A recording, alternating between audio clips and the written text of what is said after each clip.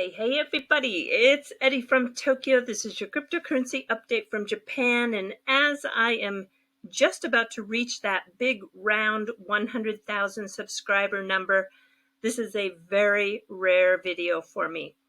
I have 16 million total views and 2 million hours of watch time, and that has been done through making more than 1,000 videos, but I've never done this kind of format. I was inspired by two factors. First, by a Patreon member. This is somebody who has a friend who is a little bit hesitant due to the FUD. FUD is the fear, uncertainty, and doubt. And yes, we have a ton of that in this space with Luna, Elizabeth Warren, and wow, that list can go on and on. And then I saw this Wall Street Journal article today, Fidelity's crypto-focused business plans tech hiring spree. More than 100 tech workers are going to be added.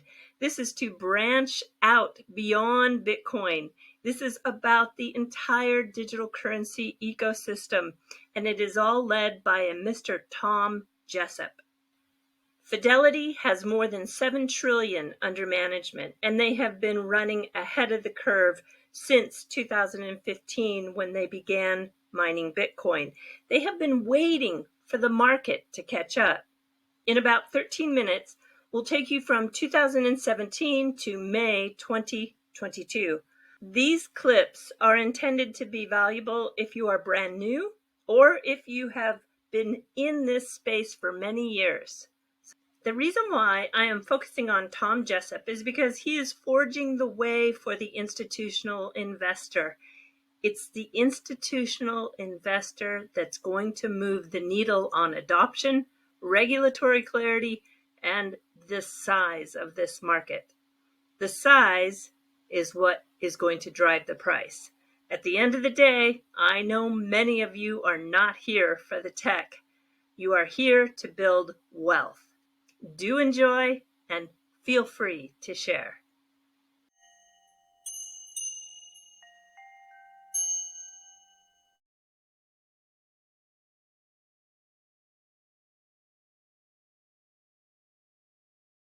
How much money do you manage at Fidelity? So we have almost $6 trillion under administration. So that includes money that we manage and money that we record keep that other people manage.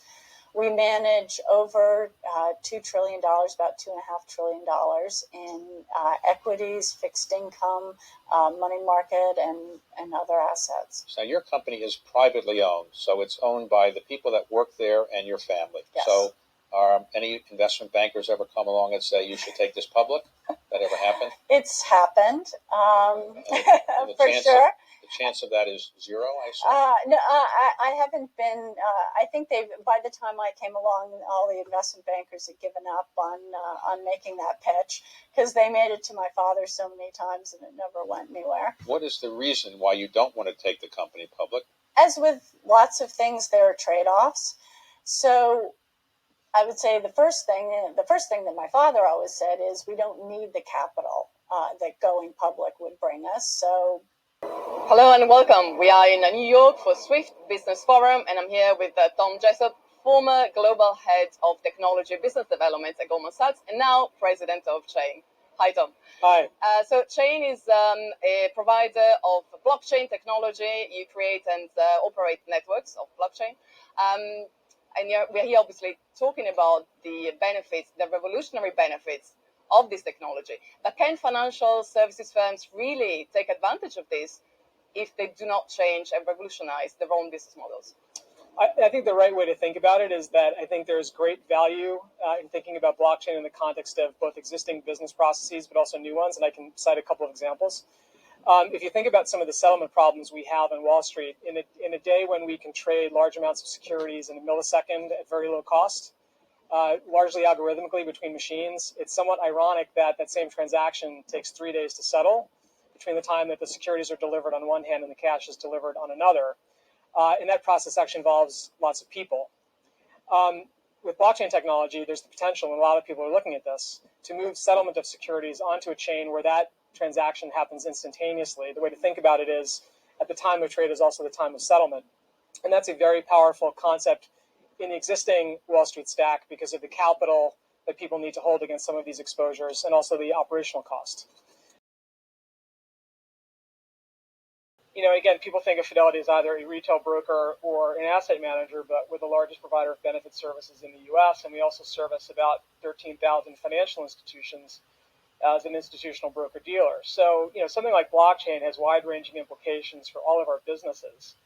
And the way we did that is we hired cryptographers and folks that were, nascent in the space. We were running nodes of the Bitcoin blockchain and the Ethereum network back in 14 and 15. We've been mining Bitcoin since 2015. And so what we've been doing is really, cultivating and incubating some of these capabilities. And it was really waiting for the market to catch up when we decided to actually launch a business, which we announced in October.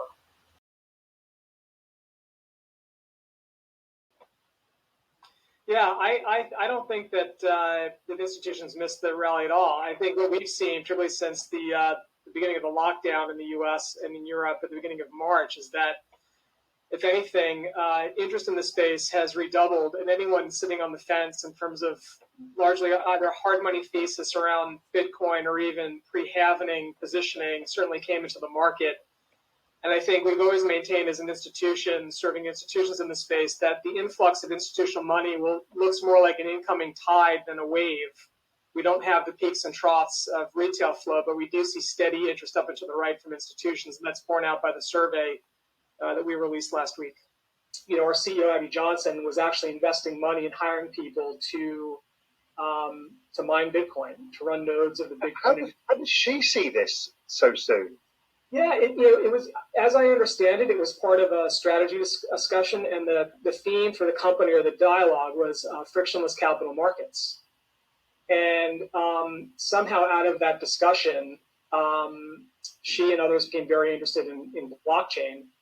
And given the firm's history, we had people working in the space, 5 years ago, which is an eternity for folks in institutional finance. Because predictions are really worthless in an environment where there are so many new things going on. It's impossible to keep up on top of it. It's not like there's a bunch of banks working on derivative markets.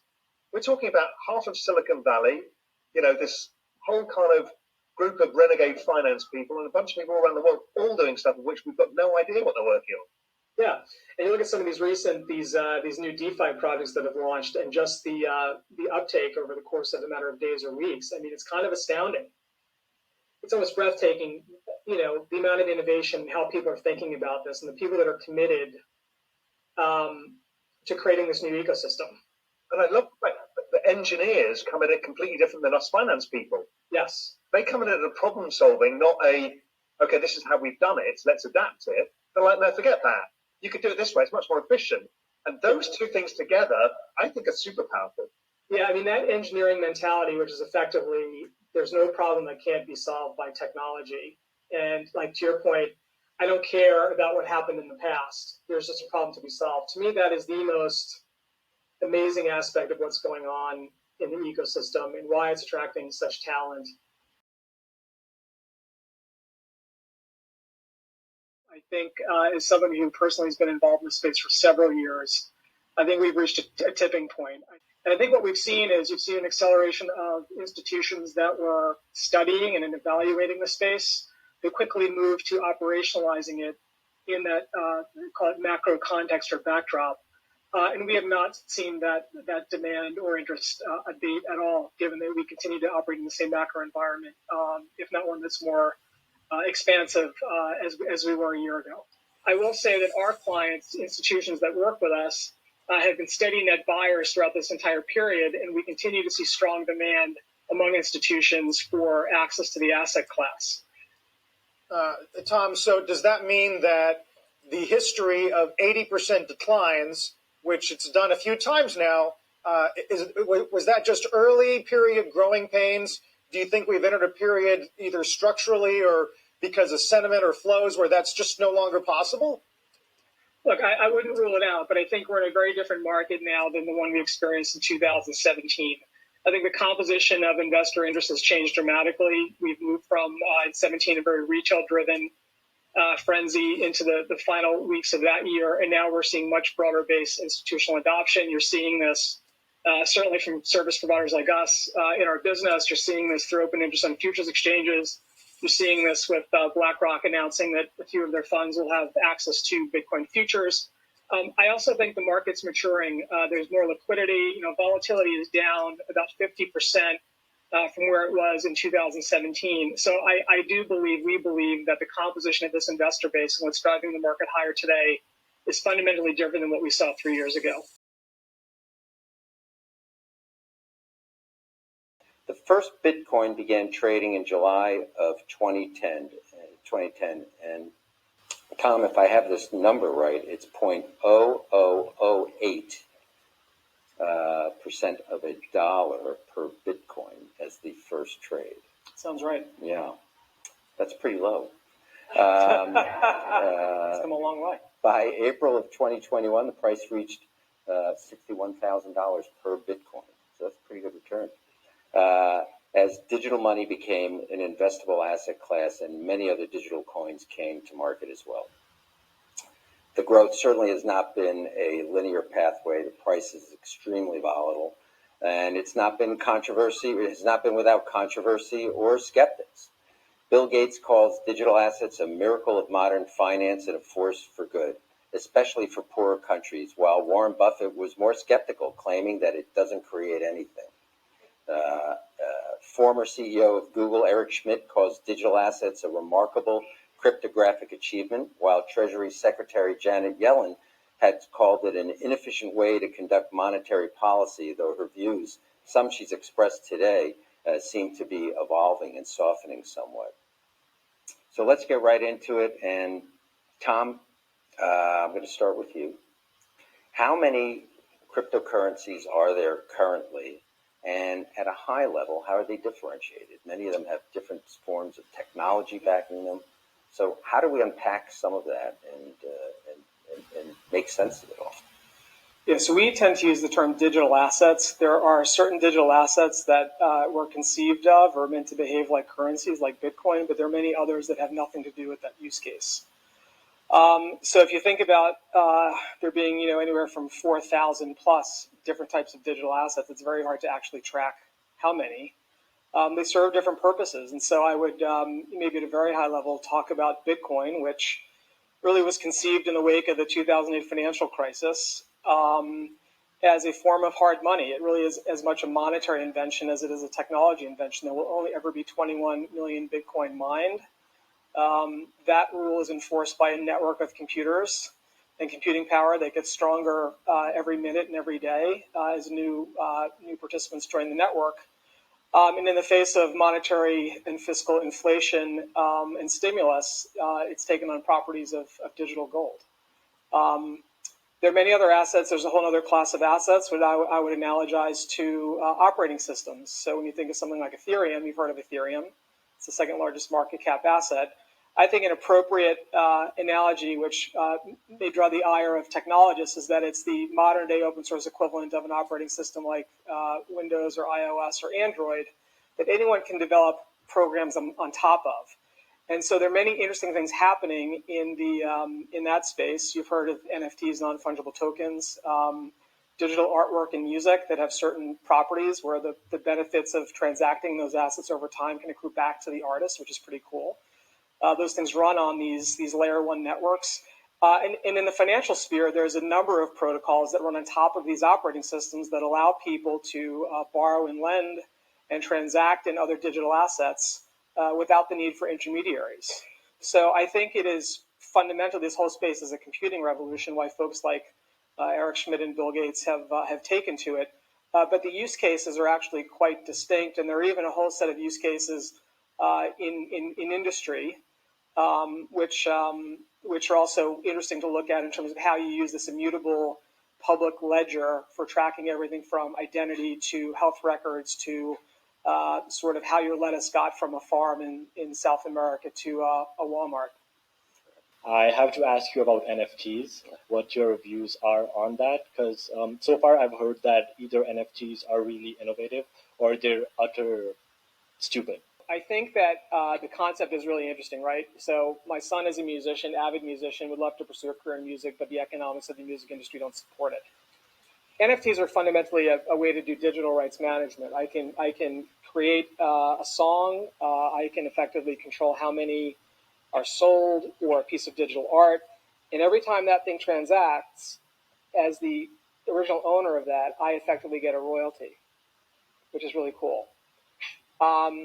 So I think there's something very durable in the concept, but I think like many things, the intersection of social media, memification, get rich quick, I think you've seen just an explosion of activity, which I think at some point it probably already has started to normalize. But like many trendy technologies, you tend to crater before you start to build up for the longer term. And by the way, like many financial assets and contracts are effectively NFTs. You think about a swap agreement or some OTC derivative between two counterparties. There's only one of those, right? So applying that same concept, again, in traditional finance also has some applicability. But it's been a little frothy.